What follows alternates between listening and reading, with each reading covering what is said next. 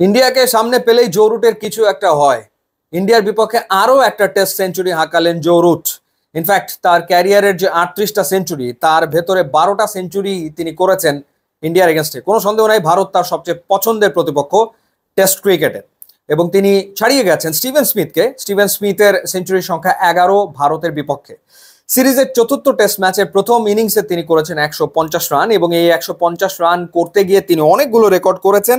তিনি ছাড়িয়ে গেছেন রিকি পন্টিং, জ্যাক কালিস এবং রাহুল দ্রাবিড়কে। টেস্টে রিকি পন্টিং এর রান হচ্ছে 13,378, জ্যাক কালিসের রান 13,289 এবং রাহুল দ্রাবিড়ের রান হচ্ছে 13,288। তিনজনকেই ছাড়িয়ে গেছেন জো রুট।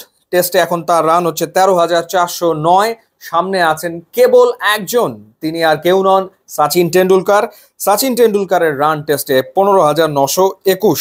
সেঞ্চুরির কথা যদি বলি, সেঞ্চুরির দিক থেকে টেন্ডুলকার রয়েছেন 1 নম্বরে 51টা শতক নিয়ে। কালিসের সেঞ্চুরির সংখ্যা 45 এবং রিকি পন্টিং এর ব্যাট থেকে এসছে 41টা শতক। চতুর্থ স্থানে রয়েছেন জো রুট 38টা সেঞ্চুরি করে। আরো ইন্টারেস্টিং ব্যাপার হচ্ছে যে জো রুট যে 12টা সেঞ্চুরি করেছেন, তার ভেতরে 9টাই তিনি ইংল্যান্ডের মাটিতেই করেছেন ইন্ডিয়ার এগেনস্টে, যেটা আসলে হাইয়েস্ট। এবং জো রুট 7,195 রান করেছেন ইংল্যান্ডের মাটিতেই। সুতরাং তিনি আসলে হোম সয়েলে দুর্দান্ত খেলেন, কোনো সন্দেহ এ ব্যাপারে নাই। 1128 রান তিনি করেছেন ওল্ড ট্র্যাফোর্ডে। 588 রান তিনি করেছেন রবীন্দ্র জাদেজার এগেনস্টে তার এন্টায়ার ক্যারিয়ারে 37টা ইনিংসে, এবং এটাও আসলে হাইয়েস্ট। কোনো একজন পার্টিকুলার বোলারের এগেনস্টে, কোনো একজন ব্যাটারের এটা সর্বাধিক রানের রেকর্ড টেস্ট ক্রিকেটে।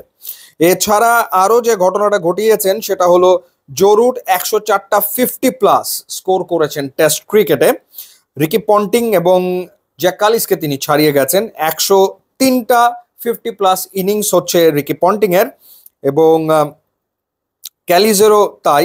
টেন্ডুলকারের হচ্ছে 119টা 50+ ইনিংস।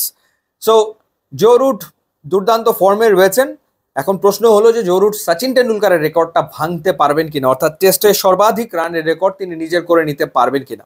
সেই সম্ভাবনা ডেফিনেটলি কিন্তু আছে। জো রুটের যে বয়স, তাতে করে জো রুট আরো 2 বছর অন্ততপক্ষে টেস্ট ক্রিকেট খেলতেই পারেন। গত বছর তিনি এক ক্যালেন্ডারে, অর্থাৎ 1 বছরে টেস্টে রান করেছেন 1550+। অর্থাৎ সেক্ষেত্রে এইরকম ফর্মে যদি তিনি আর 2টো বছর কাটাতে পারেন, তাহলে 2 বছরে তার রান আসবে 3000-এর মতো। তো তার প্রয়োজন হচ্ছে 2500-এর মতো রান। তো সেই ক্ষেত্রে 2 বছর বা 3 বছর যদি তিনি আর ইংল্যান্ডের হয়ে টেস্ট ক্রিকেটটা চালিয়ে যেতে পারেন, সেই ক্ষেত্রে সচিন টেন্ডুলকারের রেকর্ড তার ভাঙার একটা প্রবল সম্ভাবনা কিন্তু ডেফিনেটলি রয়েছে। সো দেখা যাক সেটা আসলে তিনি করতে পারেন কিনা। ট্রিমেন্ডাস ফর্মে তাকে আরো 2 থেকে 3 বছর ক্রিকেটটা খেলে যেতে হবে। রেড বলের ক্রিকেট তাকে খেলতে হবে এবং সাদা পোশাকে দুর্দান্ত পারফর্ম করতে হবে। সো দেখা যাক জো রুট সেটা করতে পারেন কিনা।